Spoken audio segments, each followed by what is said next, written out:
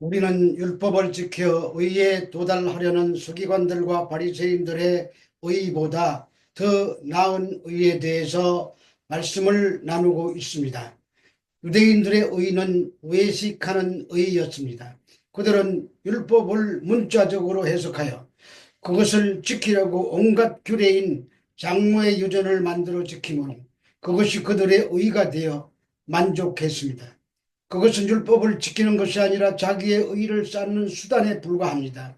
마치 오늘날 신자들이 나는 성경을 많이 읽었다. 나는 지금까지 새벽기도 빠진 적이 한 번도 없다. 봉사도 많이 하고 11조도 열심히 냈다고 하면서 자신의 의를 과시하는 것과 같은 자들입니다. 물론 성경 많이 읽고 새벽기도 열심히 하고 봉사하고 11조 하는 것은 잘하는 일입니다.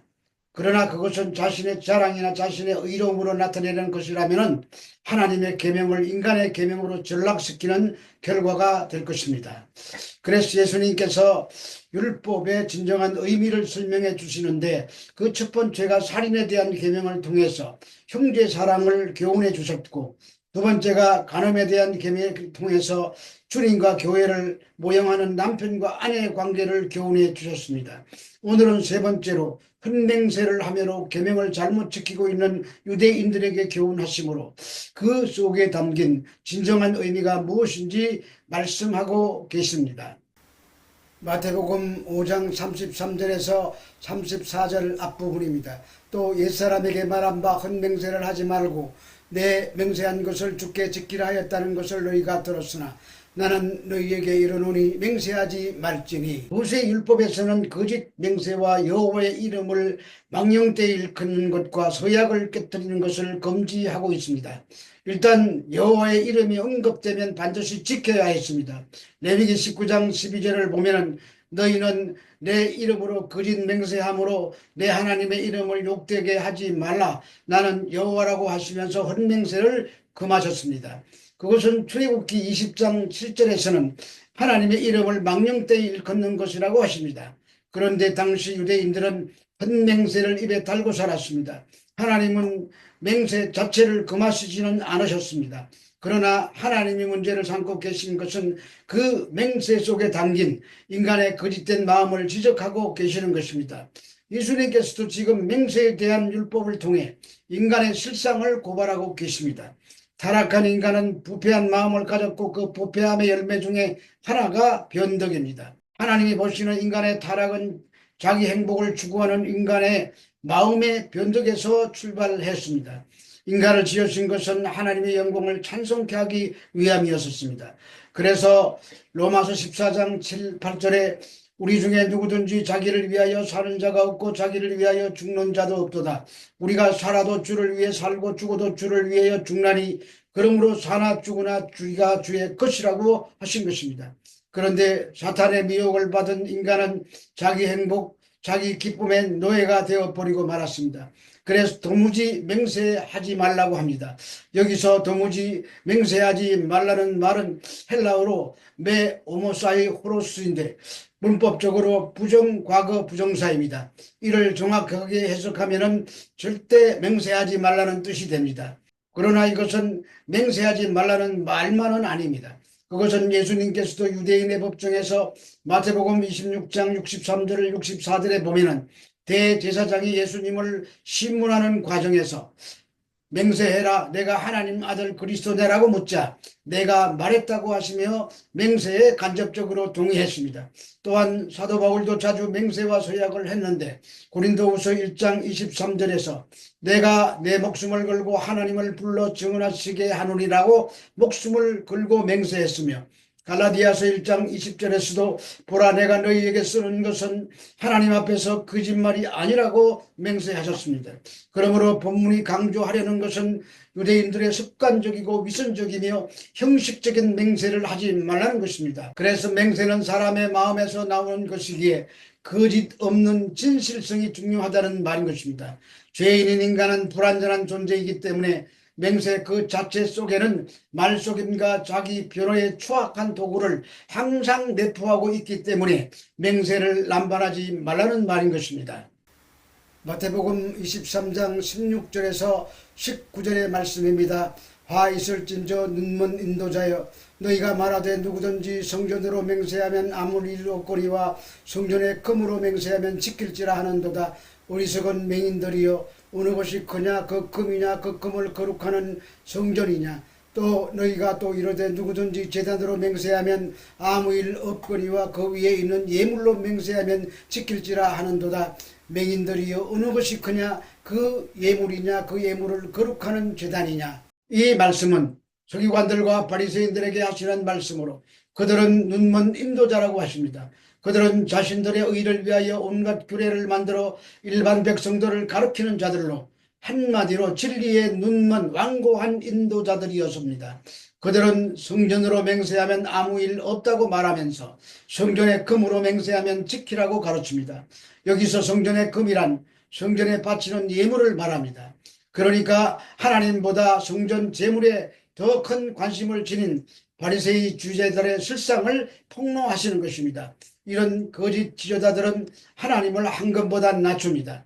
그래서 하나님께서는 하늘을 두고도 땅을 두고도 맹세하지 말고 예루살렘을 두고도 맹세하지 말라고 하시는 것입니다. 그 말씀은 인간의 탐욕으로 실천 의지가 전혀 없는 맹세를 철저히 거부해야 한다는 말입니다. 제단으로 맹세하면 지키지 않아도 제단 위에 있는 예물로 맹세하면 지키라는 말도 단어만 바뀐 것이지 앞의 말과 같은 뜻입니다. 서기관들과 바리새인들은 오직 금과 재물에만 관심을 가지고 있다고 화를 퍼붓고 계신 것입니다. 여기서 질문하겠습니다. 왜 교회 다니십니까? 일신상의 부귀와 안영을 위해서, 세상에서 잘 먹고 잘 살기 위해서. 그런 마음이라면 헛된 시간 낭비하지 말고 세상 일에 올인하십시오. 우리 주님은 우리 마음을 원하십니다. 우리는 예배당에 주일마다 다니면서 하나님 앞에 우리의 마음을 온전히 쏟아야 합니다. 주님은 헛맹세도 배격하시지만 헛된 예배도 배격하십니다. 요한복음 4장 23절 24절은 아버지께 참되게 예배하는 자들은 영과 진리로 예배할 때가 오나니 곧 이때라. 아버지께서는 자기에게 이렇게 예배하는 자들을 찾으시느니라. 하나님은 영이시니 예배하는 자가 영과 진리로 예배할지니라고 하셨습니다. 헛된 맹세를 원치 않으시는 하나님은 헛된 예배도 원치 않으신다는 말씀입니다. 마태복음 5장 34 뒷부분에서 36절까지의 말씀입니다. 하늘로도 말라, 이는 하나님의 보좌임이요, 땅으로도 하지 말라, 이는 하나님의 발등상이며, 예루살렘으로도 하지 말라, 이는 큰 임금의 성임이요, 내 머리로도 하지 말라, 이는 내가 한 트럭도 희고 금게 할 수 없음이라. 맹세의 근거를 하늘에 두지 말라고 합니다. 예수님은 사람이 무엇으로 맹세하든지 간에 어떤 형태로든 하나님과 관련이 있고, 따라서 모든 맹세가 하나님의 이름과 연관이 있다는 말씀입니다. 특히 본문의 하늘은 원래 하나님의 창조물이지만 이것으로 맹세하는 것은 곧 그 창조물의 주인이신 하나님께 맹세하는 것이 된다는 말입니다. 그것은 이사야서 66장 1절에 여호와께서 이와 같이 말씀하시되 하늘은 나의 보좌요라는 말씀 때문입니다. 그러므로 그 초월적인 권위를 지니신 하나님의 보좌와 적절한 조화를 이루지 못하고 경솔하고 습관적이며 또 위선적인 맹세를 한다는 것은 하나님에 대한 모독이 되는 것입니다. 땅으로도 맹세하지 말라고 합니다. 하나님의 발등상이기 때문입니다. 하늘을 보좌 삼으신 하나님은 또한 땅을 당신의 발등상으로 삼으시고 그 땅을 통치하십니다. 그러므로 하늘의 경우와 마찬가지로 땅도 맹세의 대상이 되어서는 안 된다는 말씀입니다. 예루살렘으로도 맹세하지 말라고 하십니다. 그 이유는 큰 임금의 성이기 때문입니다. 여기서 큰 임금의 성이란 시편 48편 2절에 나오는 것으로서 큰 왕의 성은 터가 높고 아름답다고 말하고 있습니다. 이 터가 높고 아름답다는 말은 히브리어로 에페노프인데 시온 즉 예루살렘을 가리킵니다.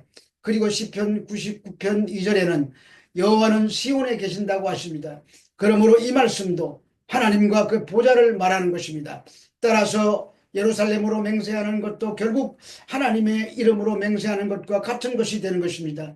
그런데 마태는 본문에 뭐뭇으로 맹세하되 앞에 하늘로 땅으로와는 다른 히브리적인 표현인 무엇을 향하여 맹세하다의 헬라어 메테에이스라는 단어를 의도적으로 첨가하여 모든 맹세가 예루살렘을 향하고 있다는 것을 힌트하고 있습니다.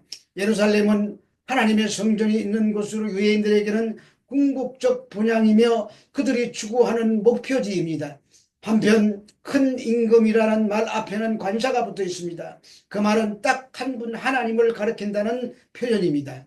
그러므로 내 머리로도 말라고 합니다. 여기서 머리는 예수님입니다.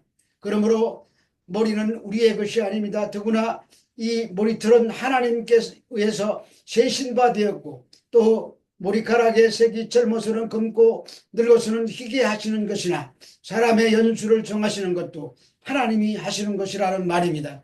인간은 자신의 머리털 한 트럭도 희고 검게 할 수 없습니다.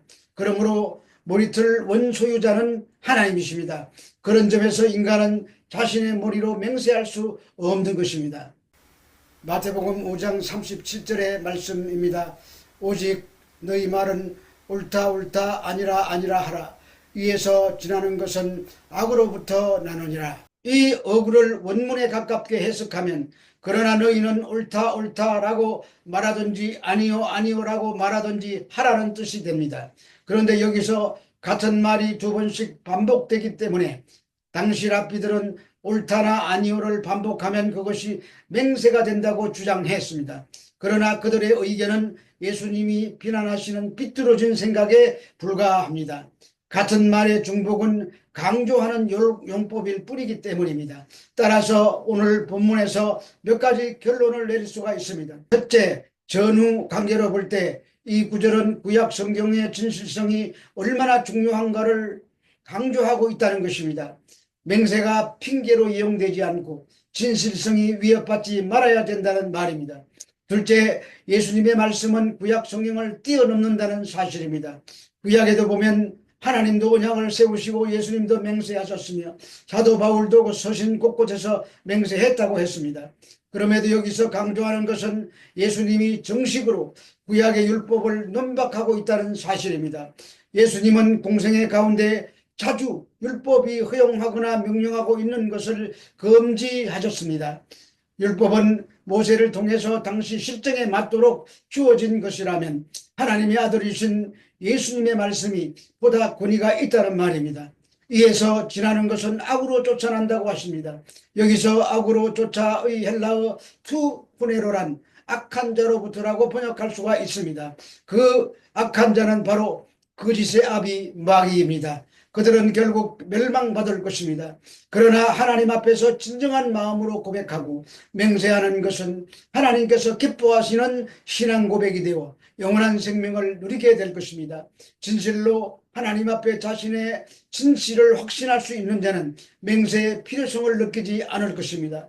그러므로 성도 여러분, 신앙에 있어서 진실한 마음이 얼마나 중요한가를 깨닫고 진실된 맹세를 하고 그 맹세처럼 거짓 없는 삶을 살아 우리 주님으로부터 칭찬받고 영원한 나라를 상속받는 복된 저와 여러분이 되시기를 우리 주 예수 그리스도 이름으로 축원합니다. 새해 복 많이 받으세요.